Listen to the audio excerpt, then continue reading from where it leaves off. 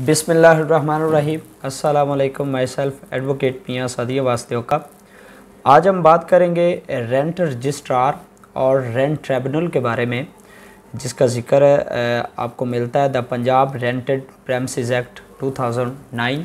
उसमें establishment of rent tribunal की हम बात करेंगे और appointment of registrar, duties of registrar, duties of rent tribunal की बात करेंगे। इस हवाले से फ़र्स्ट ऑफ़ ऑल जो हमारे पास सेक्शन है वो है सेक्शन 2 सब सेक्शन जे है रेंट ट्रिब्यूनल की। इसमें डेफिनेशन है rent tribunal means a rent tribunal established under this act, के इस एक्ट के तहत जो एक ट्रिब्यूनल अपॉइंट किया गया, एक ट्रिब्यूनल बनाया गया, उसको हम रेंट ट्रिब्यूनल कहेंगे। और उसमें जो रेंट ट्रिब्यूनल को हेड करता है उसको स्पेशल जज रेंट के नाम से पुकारा जाता है। उसकी जो डेफिनेशन है वो सेक्शन 2 सब सेक्शन के है। स्पेशल जज रेंट मीन्स अ स्पेशल जज rent appointed under this act. इसके बाद आ जाती है establishment and functions of rent tribunal. Rent tribunal की इस्टेब्लिशमेंट को जो section Punjab rented premises act 2009 का डील करता है वो है section 16 establishment of rent tribunal. The government shall establish a rent tribunal in a district or an area as it may deem necessary। जो government है वो किसी ज़िला या इलाका में रेंट ट्रिब्यूनल का क़याम करेगी और ये मैंडेटरी प्रोविजन है। यहाँ पर वर्ड शैल आया है, ये हुकूमत पर ड्यूटी है, हुकूमत की ड्यूटी है कि वो हर ज़िला में या इलाके में रेंट ट्रिब्यूनल का क़याम करेगी।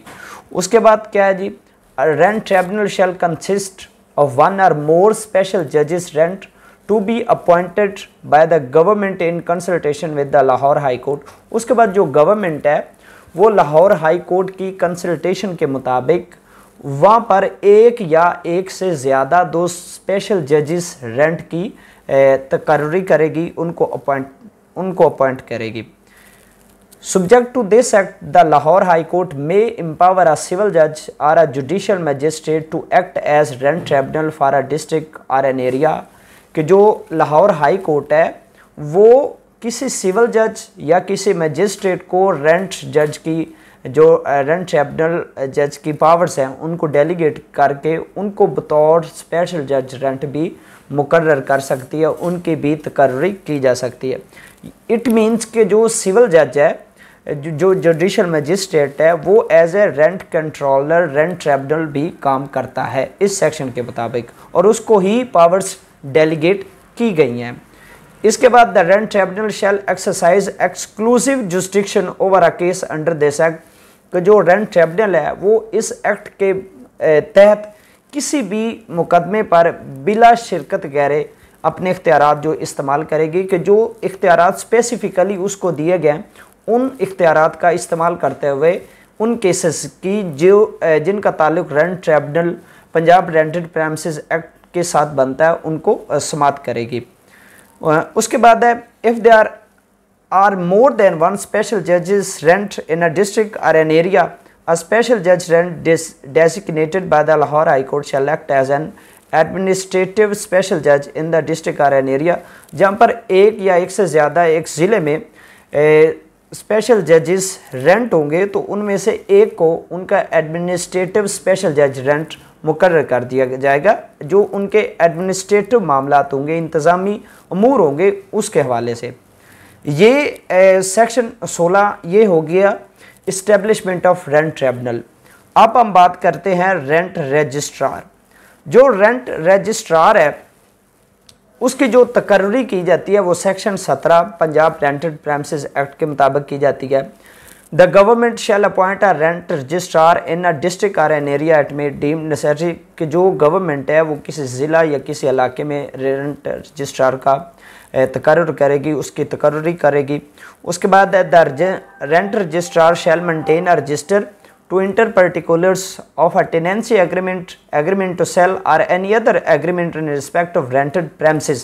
कि जो रेंट रजिस्ट्रार है वो जो टेनेंसी एग्रीमेंट्स हैं, जो किराए पर दिए गए मकानात के हवाले से, जो किरायादारी के हवाले से मुआहदा उनके हवाले से जो इकरार नामे आते हैं, किरायानामा वगैरह आते हैं, उन को उनका इंदराज करेगी और उनको एक बाकायदा अपने पास रजिस्टर रखेंगे और वहाँ पर उनकी रजिस्ट्रेशन का इंदराज करेंगे।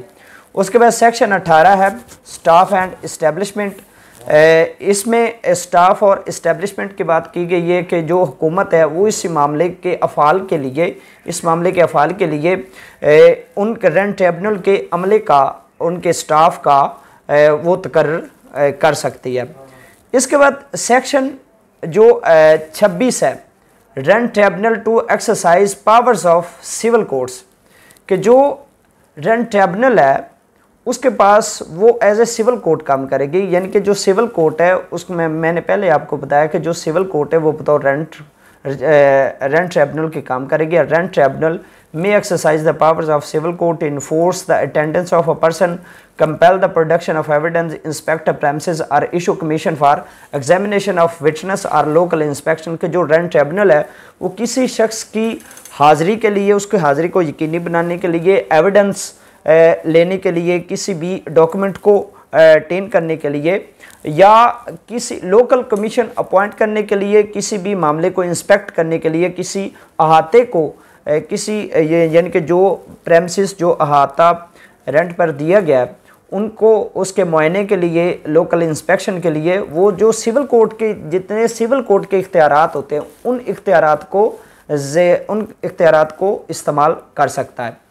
उसके बाद आता है जी जो ताज़ीरात पाकिस्तान सेक्शन 193 और 228 और सेक्शन 476 और 480 कोड ऑफ क्रिमिनल प्रोसीजर के मफहूम में जो रेंट ट्रिब्यूनल के रूबरू कोई भी कार्रवाई, अदालती कार्रवाई हो, उससे रेंट ट्रिब्यूनल सिविल कोर्ट मुतसव्वर होगा। यानी कि जितनी भी इन सेक्शंस की मद में या इन सेक्शन के अंडर जितनी भी कार्रवाई एज ए रेंट ट्रिब्यूनल होगी वो सारी वही कार्रवाई समझी जाएगी कि जो एक रेंट ट्रिब्यूनल सिविल कोर्ट का काम कर रही है। ठीक है।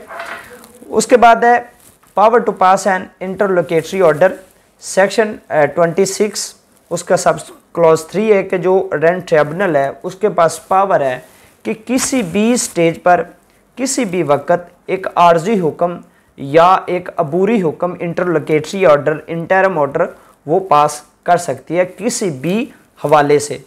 तो इस वीडियो में मैंने आपको बताया establishment of rent tribunal, rent registrar. और रेंट रजिस्ट्रार की ड्यूटीज़ की हम बात करें तो उसने जो मायदा किरायादारी होता है उसको रजिस्टर करना होता है, अपने एक स्पेसिफिक जो उसके पास रजिस्टर्स होता है उसमें उसने जो तमाम पर्टिकुलर्स हैं, names of parties, address of such specific premises, उस जो मकान या जो जिस चीज़ को रेंट पर दिया गया है, ठीक है, उसका जिक्र किया जाता है, गवाहान का जिक्र किया जाता है, फ्रीकैन का जिक्र किया जाता है, किराया का तयन किया जाता है, लिखा जाता है, और किराए की अदायगी का वक़्त वो भी लिखा जाता है। ठीक है। तो इंशाल्लाह किसी नेक्स्ट वीडियो में आपके साथ मुलाकात होगी, तब तक के लिए अल्लाह हाफिज़।